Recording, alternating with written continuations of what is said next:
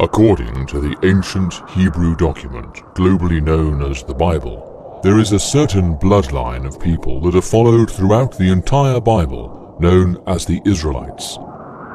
According to the book of Genesis, in what is called the first book of the Torah, before Noah, the ark builder, and the great flood, mankind were one people. They had one name, and it was Adam. After the flood, the Creator made a choice to divide nations, bloodlines, cultures, and lands.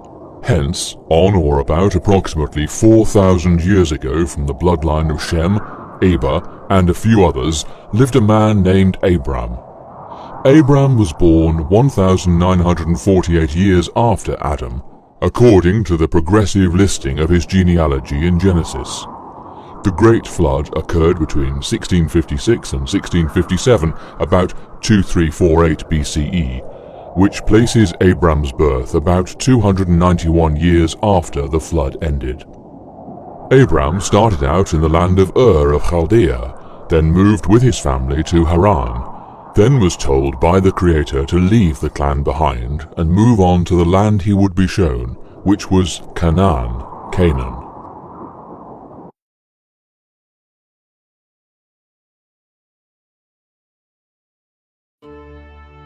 As a young boy, Abram, son of Terah, the maker of idols, began to question the validity of the idols. One day, reaching breaking point, he smashed the idols. The boy would eventually grow up and make the transition from the widespread idolatry and polytheism of his era to a focus on one Elohim above all other gods. By the time we are introduced to Abram, we see that he has already established his working relationship with Elohim sufficiently, whereby the splendor of Elohim appearing to Abram with a directive to go out from your country and from your relatives, and come to the land I will show you. Abram had been told by Elohim that he'd have many descendants, and that the entire earth would be blessed through him, due to his loyalty and obedience to Elohim. But Sarai, his wife, was barren. She was not able to conceive. So Sarah's suggestion that Abram should take Hagar as a surrogate childbearer came about 10 years after entering Canaan. Ishmael was born 2,034 years after Adam was created, about 1956 BCE, when Abram was 86 years old. When he was 13 years old, Ishmael was circumcised. When Abram was 99 years old, Elohim changed his name to Abraham, and his wife's name to Sarah. He was also circumcised, just before the incident at Sodom and Gomorrah, when Elohim came to him with 2 angels and promised that Sarah would bear a son the next year. So Sarah laughed to herself as she said, "After I am worn out and my husband is old, will I now have this pleasure?" However, just as Elohim had promised, Isaac was born the following year. Sarah instructed Abraham to send Ishmael and Hagar away. This upset Abraham very much, but Elohim said to Abraham, "Don't worry about the boy and the slave woman. Do what Sarah wants. Your descendants will be those who come through Isaac." Elohim comes to Abraham once more. The story begins. Then Elohim said, "Take your son, your only son, Isaac, whom you love, and go to the region of Moriah.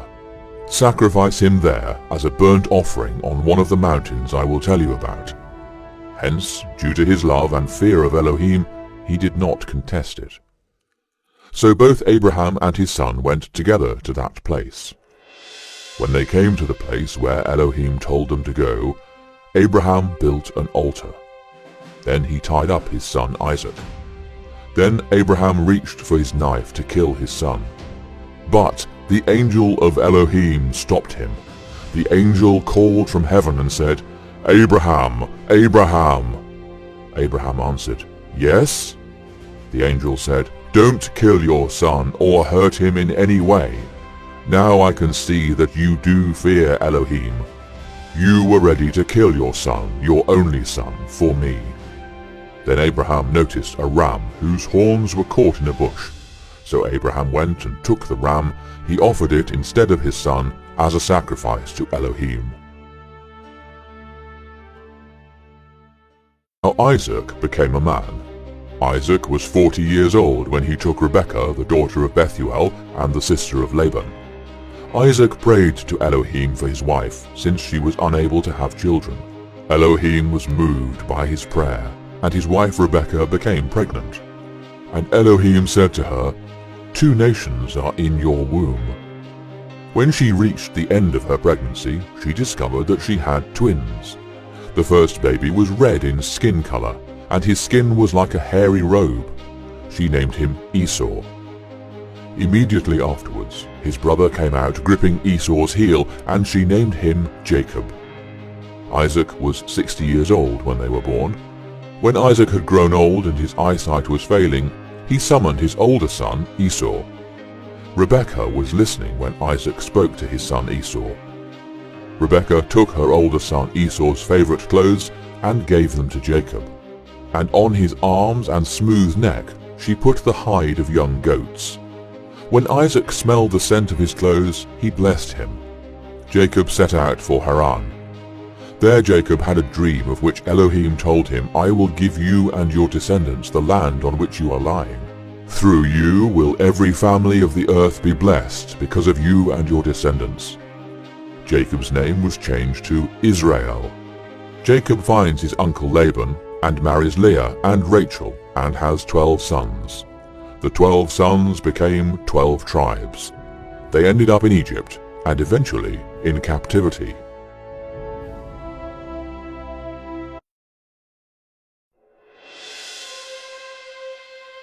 Moses was a Levite born in Goshen. He was the son of Amram and Jochebed.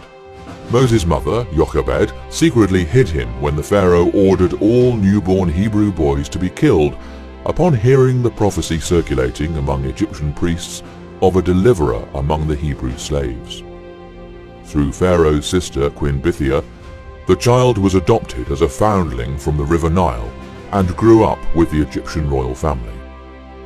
At 40 years of age, Moses killed an Egyptian slave master.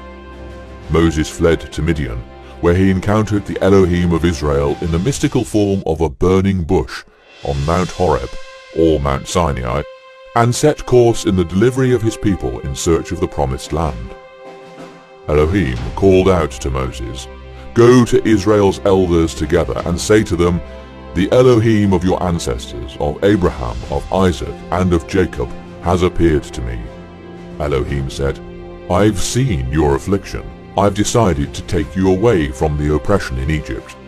The 10 calamities imposed upon Egypt by Elohim, as recounted in the Torah, were to convince Pharaoh to let the Israelite slaves go. Pharaoh did not permit this until after the 10th plague. The plagues were applied in a way to portray clearly the reality of Israel's Elohim, and, by contrast, the impotence of Egypt's gods. Elohim performed a miracle at Yam Suf, or Sea of Reeds, Red Sea. The Israelites walked on dry ground and crossed the sea, followed by the Egyptian army. Moses again moved his staff once the Israelites had crossed, and the sea closed again, drowning the whole Egyptian army. אני אלוהים אלוהיך, אני אל אברהם, יצחק ויעקב. הוציאני אתכם מארץ מצרים ועבדות. אתם העם שלי ואני האלוהים שלכם. אם לא תצייתו לי תסבלו ותחיו בארצות עם אויבים שלכם. אבל אם תצייתו לחוקים שלי תחיו באושר ושגשוג.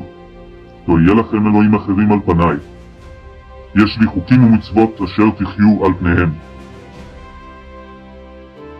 On exactly the 3rd month anniversary of the Israelites leaving the land of Egypt, they came into the Sinai desert. Elohim called Moses back to the mountain. First Elohim gave Moses the first 10 statements. Then Moses went back up into the mountain to receive further details about Elohim's laws, his commanded orders. So he says, "You are a chosen nation to me. I am going to give you complete details on how I want you to live. If you disobey my laws, I am going to punish you. But if you obey them, I will bless you. I am Yahweh, your Elohim. I am the El of Abraham, Isaac, and Jacob. I got you out of Egypt and slavery. You are my people, and I am your Elohim. I have laws and commandments I want you to live by. My laws will never be eradicated. They are a perpetual decree for all of your generations to come, wherever you live." Throughout biblical scriptures, the Israelites invariably rebelled against Elohim, disobeying his commandments. Moses, Isaiah, Joel, Zephaniah, Jeremiah, Samuel, Amos, Luke, and many others forewarned the Israelites of the punishments that would befall them if they did not observe his commandments. They were warned of a horrid life. They would be scattered throughout in the lands of their enemies. They would be oppressed. They would leave the land that they went to possess on slave ships. The Israelites had undergone captivities throughout their history. Assyria, Babylon, the Medes and the Persians, the Greeks, and the Romans. Approximately 40 years before the temple's destruction in 70 CE is when Yeshua's resurrection is deemed to have occurred. The Greek Empire fell to the Romans.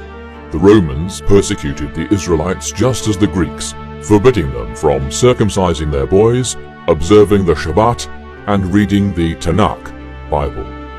This destruction of the temple in Jerusalem and the final dispersion of the Israelites took place in 70 AD. Millions of Israelites who escaped the persecution of the Roman-Hebraic War fled into the interiors of Africa. The Israelites fled into the interiors of Africa as refugees after the destruction of Jerusalem by the Romans in 70 AD. They were rounded up on the African continent and shipped all over the Western Hemisphere to be sold as slaves. The Africans did not sell their own people into slavery. They sold the Israelites. The west and north coast of Africa were populated by affluent Israelites. The ships left with Israelites from what is now Africa and were brought to the New World. Those taken by Spain were taken to Spanish territories. They speak Spanish, but they are still Israelites. If you were taken to the United Kingdom, Barbados, any Caribbean island, or North America, you may speak English, but you are still Israelites. The Portuguese took the Israelites to Brazil. They speak Portuguese, but they are still Israelites. The French took the Israelites to Haiti, Martinique, and Guadeloupe, but they are still Israelites, even though they speak French. The Dutch took the Israelites to Curacao and Aruba. They speak Dutch, but they are still Israelites. After the native peoples of South America, Brazil, to be more specific, refused to help the Portuguese look for gold, the Portuguese then turned to Africa. Here, they built warehouses to accommodate our foreparents before loading them onto ships bound for South America. Britain, France, Holland, Spain, and the United States of America all fell in behind Portugal in trading of the Israelites. Just as the Bible forewarned of the punishment of the Israelites, it also gave them the way out of their punishment. It's simple. Keep the commandments. Nothing else has worked or will work.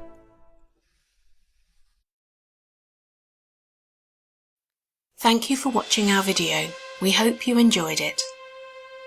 If you would like to help us turn our films into full motion pictures, please consider donating to help us achieve our mission. This is an invitation to partner with us. Your dedication and contribution are key in spreading the truth around the world. Also, please feel free to download a high-definition copy of this video. which you can then add subtitles at your leisure in order to share with people of any language free of charge, as a thank you for your generosity. We would love to keep producing films like this in future, but we can't do it without your support. All of our productions at Lawi Back Cohen are backed by years of research, and we take pride in the knowledge that our projects are always very high quality. Again, thank you in advance for your support, and have a successful day.